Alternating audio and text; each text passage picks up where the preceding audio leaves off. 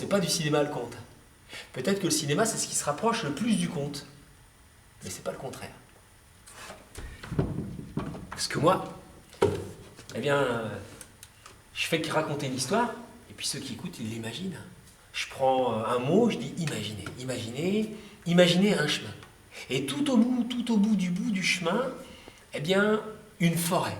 Au cœur de la forêt, il y a un arbre, le plus grand de tous les arbres de la forêt. Au sommet de l'arbre, une branche. Au bout de la branche, un nid. Dans le nid, un œuf. Dans l'œuf, un oiseau minuscule.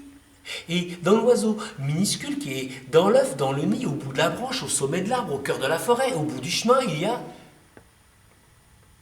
un petit cœur d'oiseau qui bat, tout bas, tout bas, tout bas, tout bas. Et dans ce cœur minuscule d'oiseau qui bat, il y a un immense pays, avec d'immenses forêts. C'est ça une histoire. Un matin, un beau matin d'été, le jour d'anniversaire du petit garçon qui était une petite fille, Adalbert s'était levé le premier. Tout le monde dormait dans la maison, tout le monde dormait dans le village. Avant l'aube, il était déjà debout avant que le coq n'ait chanté. Il a pris un grand sac. Dedans, il a mis du pain, de quoi manger. Sac sur l'épaule, il a été réveillé.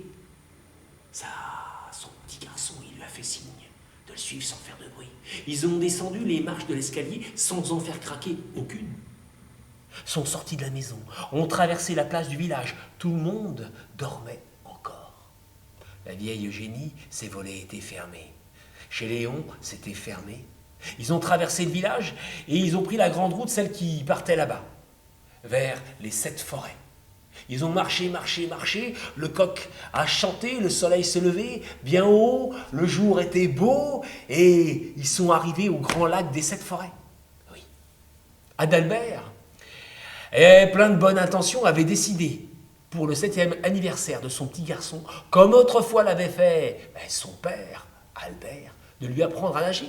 Il lui a dit de se déshabiller, et là il a vu, il a dit, quoi, tu n'as pas de... Mais tu es une... Ah, mais on s'est moqué de moi.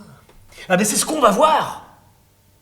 Adalbert a attrapé sa petite fille par les cheveux. Il l'a jetée dans le sac de toile, sac sur l'épaule. Il s'est enfoncé dans la plus sombre, la plus profonde des 7 forêts.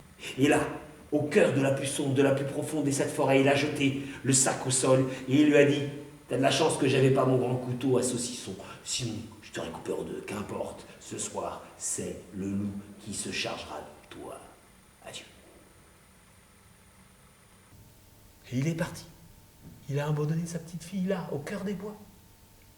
Et elle a fait comme n'importe quelle petite fille, n'importe quel petit garçon aurait fait à sa place. Elle s'est mise à pleurer, pleurer, pleurer. Elle a pleuré toutes les larmes de son corps.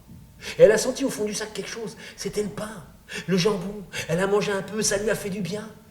Elle sursautait à la moindre brindille qui craque, au bruit qui court dans les feuilles. Elle a senti, à travers les mailles du sac, l'air qui se rafraîchissait, tout qui s'obscurcissait. Et là, dans la nuit noire, elle a entendu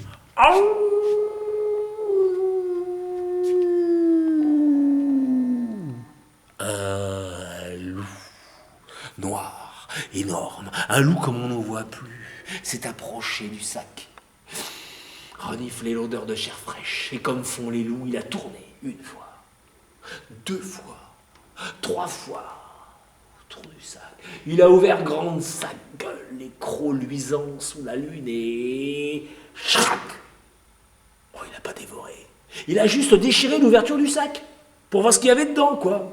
Et là, la petite fille a bondi comme un diable, elle ressort de sa boîte en criant « Ce n'est pas de ma faute si je ne suis pas un petit garçon. Ce n'est pas de ma faute si je ne suis pas un petit garçon. Ce n'est pas... » Et le loup, il l'a dit, je vois bien que t'es pas un petit garçon. Mais c'est quoi toute cette histoire? Et là, la petite fille, elle a tout raconté au loup. Comment, à sa naissance, elle avait été sauvée du grand couteau à saucisson. Comment, pendant cette année, le secret avait été gardé. Comment il avait été découvert ce matin et que le loup devait la dévorer. Quoi? Mais il est méchant comme un démon, ton père, et bête comme 36 cochons avec ça. Primo, je te mangerai pas. Secondo, on va lui donner une bonne leçon à ton père. Et là, Le loup, il a vu la petite fille, toute nue dans l'air froid de la forêt qui tremblait de tous ses membres comme une feuille morte. Il a pris le sac, il l'a vidé et schrac, schrac, schrac. Il a fait 3 trous avec ses crocs. 1 pour la tête, 2 pour les bras. Et le loup couturier a offert sa première robe à la petite fille. Et elle, dans sa première robe, elle s'est pelotonnée tout contre le loup, contre son pelage tout doux. Elle s'est endormie là, au cœur de la plus sombre, de la plus profonde des 7 forêts. Un lendemain matin, le loup attendait. Le jour était levé, mais la petite fille dormait. Le loup attendait qu'elle ouvre les yeux. Elle l'a vue, elle a eu peur, elle s'est souvenue, elle lui a souri. Ils ont partagé le pain, ce qui restait, et le loup lui a fait signe de le suivre. Ils ont pris le chemin du retour, en se cachant dans les bosquets, dans les fossés, pour ne pas se faire voir des yeux des paysans et de leurs fusils. Ils ont attendu le soir dans une vieille grange abandonnée. Ils ont entendu la cloche de l'église sonner 7 coups. Ils ont vu là, de tout là-haut, Adalbert qui traversait la place, disparaître, caché par l'église, puis réapparaître, remonter la petite rue, rentrer dans la maison. Ce soir-là, Adalbert, eh bien, c'était pas comme tous les soirs. La soupe était pas prête, le couvert était pas mis, qu'importe. Il s'est fait chauffer sa tambouille, préparé son assiette, schrac, schrac, schrac, s'est servi et s'est mis à manger sans attendre. Alors la porte s'est ouverte. Dame Périne est arrivée avec les 6 filles. Elles avaient les yeux rougis d'avoir pleuré. Toute la journée, elles avaient cherché leur petit Albert. Elles avaient demandé à tout le monde et personne ne les avait vues. Alors Dame Périne a demandé à son mari, et toi, tu l'aurais pas vu? Et lui, il n'a même pas dit non. Il a juste fait comme ça.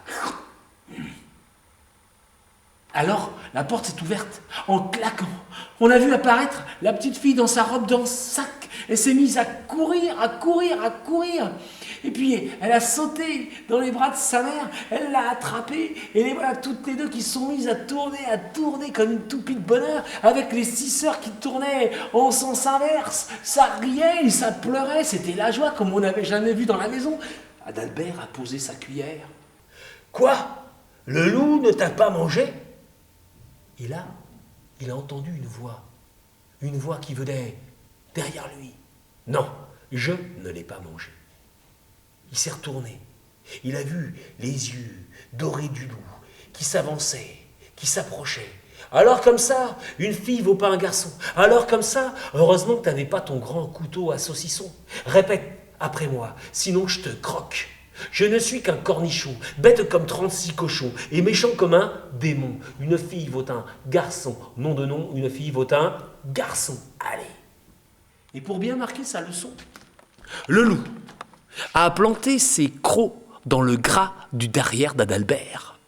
Il faut croire que la pédagogie était bonne, puisqu'on a entendu Adalbert répéter, sans se tromper, « Je ne suis qu'un cornichon, bête comme 36 cochons et méchant comme un démon. Une fille vaut un garçon, nom de nom, une fille vaut un garçon. » Et le loup a fait répéter Adalbert. À la fin, il s'est tourné vers Dame Périne et les 7 filles, et il leur a dit, « Quant à vous, madame, quant à vous, demoiselle, je suis un vieux loup. J'ai voyagé un peu partout, et partout, par monts et par vaux, j'ai vu des malotrus comme votre père qui pensent qu'une fille, ça vaut rien. Qu'une fille, ça sert à rien. Et il n'y aura pas toujours un loup comme moi pour les mordre au bon endroit. Alors un conseil, les filles, un conseil, madame, apprenez à mordre. Apprenez à mordre. Et c'est ce qu'elles ont fait. Le coq a chanté. Le conte est terminé. Vous en faites ce que vous voulez. Une fille vaut un garçon. Nom de nom, une fille vaut un garçon.